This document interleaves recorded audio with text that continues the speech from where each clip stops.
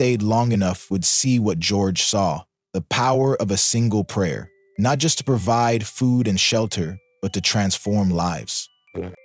Many of the orphans came to faith. They arrived hungry, abandoned, and ashamed, but they left clothed, educated, and grounded in the love of God. Some went on to become teachers, preachers, doctors, missionaries. They carried the lessons of Ashley down with them into the world, that God is real, that He is faithful, and that even the smallest life matters to Him. But the orphanage was just one part of George Muller's story. As he grew older, his burden for the church grew deeper. He saw a world full of Christians discouraged and doubtful, unsure whether God still worked in power, whether prayer really changed things, whether the Bible still mattered.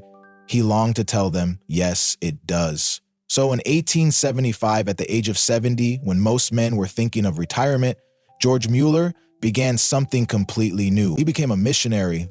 He and his second wife, Susanna, for his beloved Mary had died years earlier, packed their bags and set out to preach around the world. Their goal was simple: to share the faithfulness of God and the power of prayer with anyone who would listen. They traveled to America, India, Australia, Japan, Canada, and across Europe.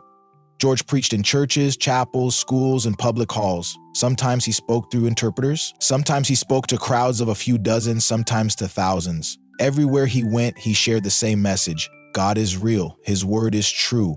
Prayer works. You can trust Him. People listened. Hearts were stirred.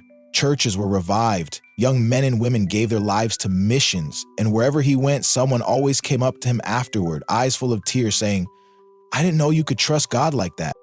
Over the course of 17 years, George Muller traveled over 200,000 miles and preached to more than 3 million people. He never charged a fee. He never made demands. He simply showed up, opened his Bible, and spoke of what he had seen. He returned to England in 1892. He was 87 years old.